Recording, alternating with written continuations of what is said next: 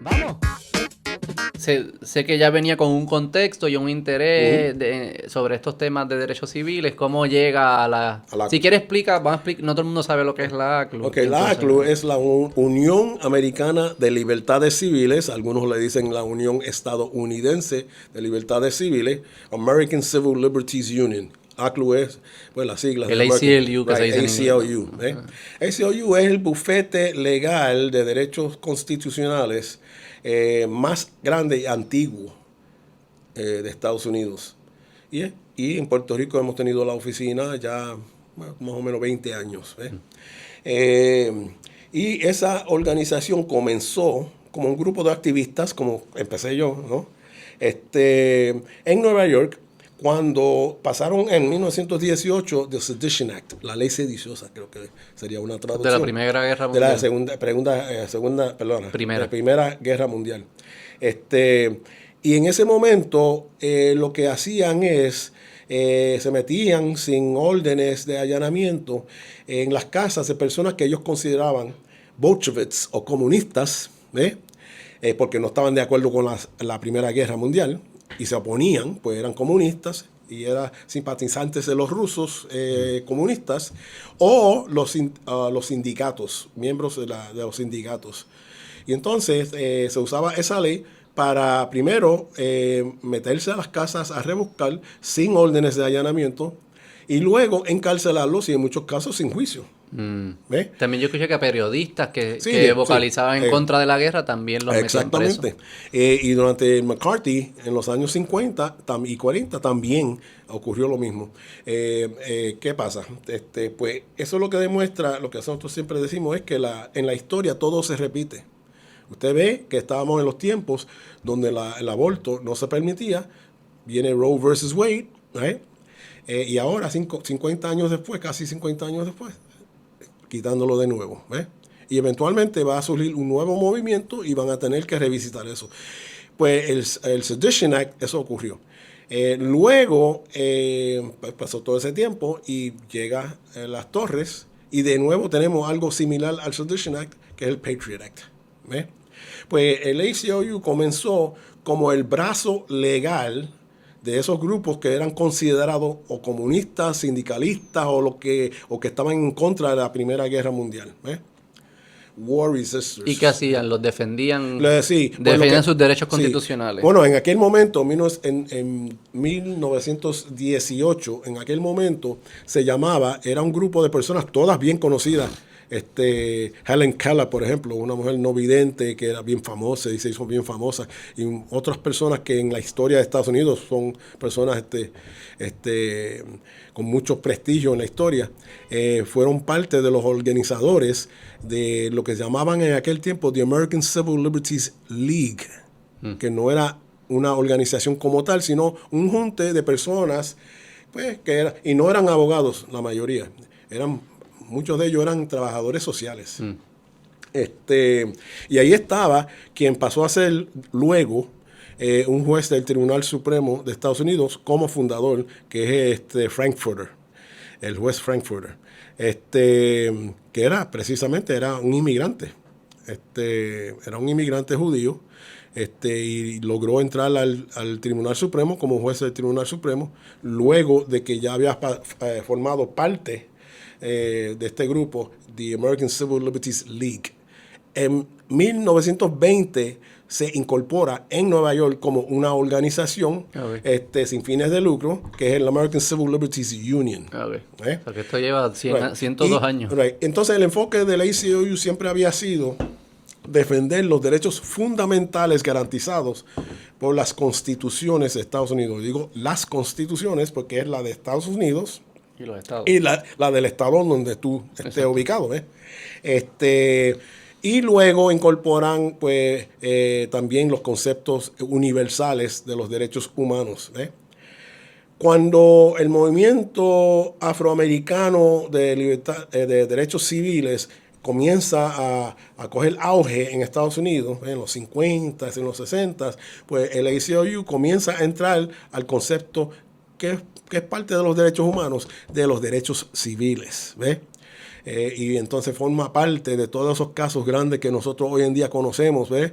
De Roe versus Wade, también que no tenía que ver con los afroamericanos, pero todos esos casos de derechos civiles, Brown versus Board of Education, Miranda versus Arizona, ¿ves? Y todos esos casos.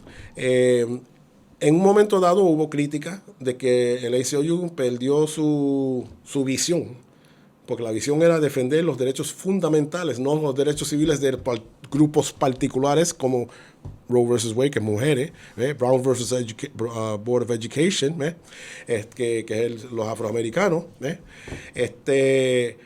Y hubo crítica, pero con el tiempo se fueron acostumbrando porque realmente es parte de lo mismo. Pero esas críticas, sí. ¿cuándo fueron? Eso fue, bueno, siempre han sido, ¿ves? Hoy en día no tanto, pero vamos a decir en los años 60, en los años 70, ¿ves? Porque siempre estaba ese elemento de personas que creían que debemos mantener una proyección purista de que es de defender los derechos fundamentales para todos. Sí, así es que yo conocí el ACLU. Yo lo conocí por Ira Glazer.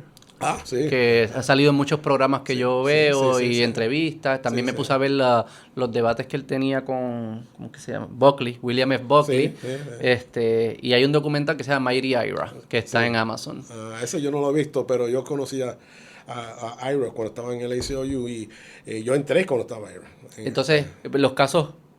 En esos documentales, pues obviamente buscar los casos que fueron más grandes y mediáticos, son los que te presentan. Sí. Y el de Mighty Ira presenta el caso de cuando el ACLU, liderado por él, defendieron Skokie, Illinois, que era el derecho de los nazis a hacer una marcha por un pueblo que es Skokie, Illinois, que está poblado por judíos y muchos de ellos que sobrevivieron en los campos de concentración y la Segunda Guerra Mundial y todo esto. Y la ACLU defendió el derecho de los nazis a expresarse, porque es un derecho que le aplica a todos los ciudadanos. Y creo que del KKK también hay unos de esos. Y así fue que yo conocí el ACLU. Pero te soy honesto que recientemente he visto... Y lo he escuchado a él particularmente hablar. Ira, criticando que eso está cambiando en el sentido a lo que usted estaba mencionando ahora, de que el ACLU antes, se veía, no sé si era cierto, pero según lo presentan, estaba diseñado para protegerle los derechos fundamentales, civiles, constitucionales, a todo el mundo sin importar quién es la persona y qué es lo que está diciendo. Y todavía es así. Lo que ocurre es que comienzan a surgir movimientos de mujeres, movimientos de afroamericanos, movimientos de indígenas, y pocas organizaciones que defienden los derechos de estas poblaciones que hacían los mismos reclamos, excepto que en el caso de ellos era mucho más grave. Pero yo estaba viendo un memo que salió recientemente, y esto es la de Estados Unidos, yo no sé, qué se explicar después cómo es la relación entre todas. Que decía que en el proceso de seleccionar los casos se debe considerar quién está diciendo y qué es lo que está diciendo, esto es de libertad de expresión, para que asegurarnos de que lo que estamos defendiendo no sea una expresión que atrasa nuestros otros valores. O sea, que ya era como que no es un choque. Ya hay un choque de valores aquí, cuando en el pasado parecía que no había un choque, que era eran absolutistas en el derecho de la expresión. Sí, y todavía son. Pero no es consistente con eso. Bueno, lo que pasa es, mira, hay un choque. ¿Tú crees que defenderían hoy a lo mismo de Skokie, Illinois? Recientemente se hizo. ¿Cuándo? En Virginia. Pero esto salió después de lo de Charlottesville, precisamente. Lo de Charlottesville. Pero que el memo parece que lo escribieron después de Charlottesville como para reconsiderar eso. Bueno. No sé si después de eso. Sí, pero es un debate constante en la ACLU. Lo bueno de la ACLU, que yo creo que es bueno, es que tenemos diversidad de opiniones. Y la ACLU podría tener una política establecida y nosotros los directores podemos decir, mira, no estamos de acuerdo.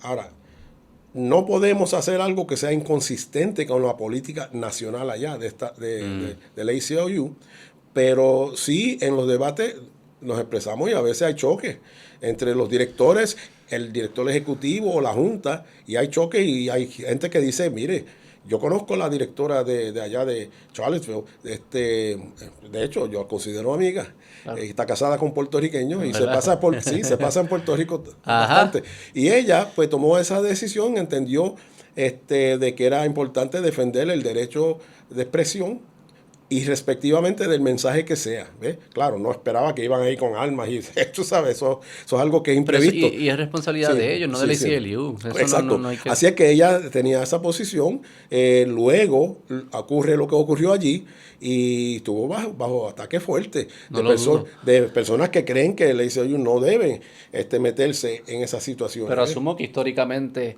Está- los ataques siempre... Cuando ustedes O sea, defendían el siempre ha estado. KKK, no creo que la Mira, gente estaba, ay, qué mira, chulo, ni a los nazis. Siempre ha ¿sabes? estado, siempre ha estado. Y uno, si uno toma las decisiones que toma,